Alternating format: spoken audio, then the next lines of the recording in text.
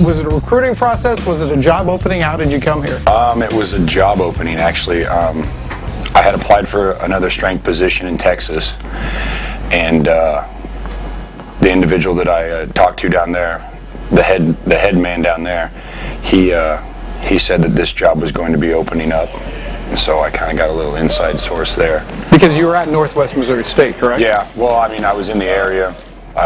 I'd been at Northwest Missouri State, so I knew people who had been down here before. I knew William Jewell College, of course, growing up in Maryville and playing in Northwest. Sure. So knew the school, so I heard that this was going to open up. So tried to get my foot in the door quickly and just get my name in there. Is this your first head strength and conditioning spot? This is. Was that something you had your eye on? I would think that that's something like in any occupation, you want to be the boss. Oh yeah, I mean, definitely. I really enjoy the Division II level. So once I didn't really know they'd moved to D2. So the head position in Division II program was something I definitely had my eye on. Definitely something I wanted to be. So that was just more of a draw for me. What were your playing days like at Northwest? I mean, great. I mean, I had a great time there. I played in 4 national titles. So it was a long career. It was a great career. I had a lot of fun up there. Learned a lot of stuff from the coaches in the weight room, from Coach Quinlan and Coach Wright. So it was great. You've been involved at such a high level as a player, as you mentioned. Can you bring some of that as a strength and conditioning coach, that winning edge kind of thought with you? I mean, that's definitely something that I try to bring in for all the programs. I have a pretty, how do I want to say it, down to business attitude. I mean, when we're in there, we're getting stuff done. There's not a lot of chit chat. I want the kids working hard. I want them doing things right. So that they can just perfect what we're trying to do, and that's going to help them all the more on the field, the court, wherever they're at. So, do you have a specific workout routine or specific ideas for specific sports, or do you kind of generalize, or is it a mixture? I go as sport specific as I can. So, for what a overhead throwing athlete's doing, our baseball, our softball, our volleyball players, they're not doing the same things that our football players are doing or that the soccer players are doing. It's very sport specific.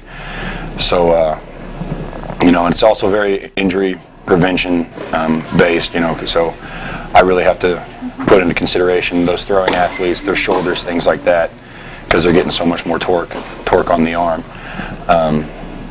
than I would for a football player.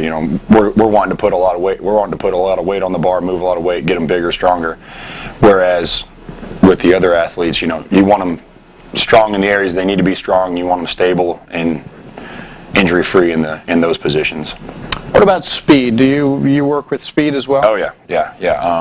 Right now we're basketball conditioning is going on. So Tuesday's more conditioning, speed day, and Thursday's more agility and a little bit of conditioning on that day too. I'll work with football speed and conditioning in the off season, during the winter and in the summer. And then I believe Coach Combs and we're going to start working on some stuff with the softball girls when they get out of fall ball. So here in a couple weeks, actually.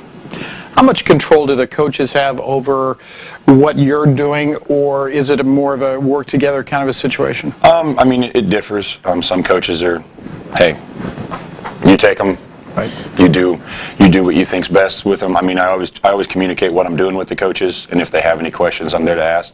And then some of the coaches they're there at every lifting session. How are we doing? Why are we doing this? What are some other things we can do to get better? So it just varies from coach to coach how involved they want to be. Is motivation a part of what you do? Oh yeah, definitely. Can you tell me a little bit about that? As far as how I try to motivate the players, I mean, there's different things. I talk to them. Hey, what kind of music you want to listen to today? What gets you amped up? Stuff like that. But then I'll change it up some days. Sometimes the kids don't want to listen to what I got on the radio, so they have to find a different stimulus to get them going. I try to be very vocal, keep them on pace, encourage them. I want them to talk to their teammates as much as possible. You know, you're on the field with your teammates. You need to encourage each other, help each other out, and really kind of try and use each other to get better.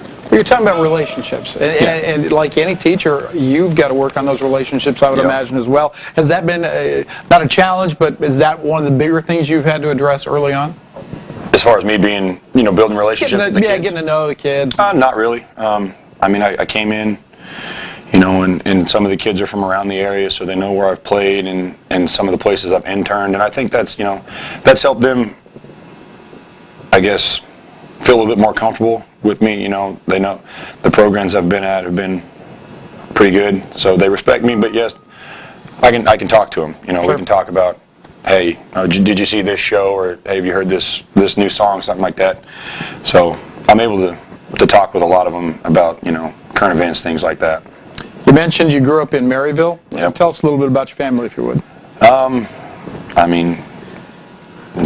I mean, grew up, mom, dad. I have a younger sister. She just graduated from Northwest as well.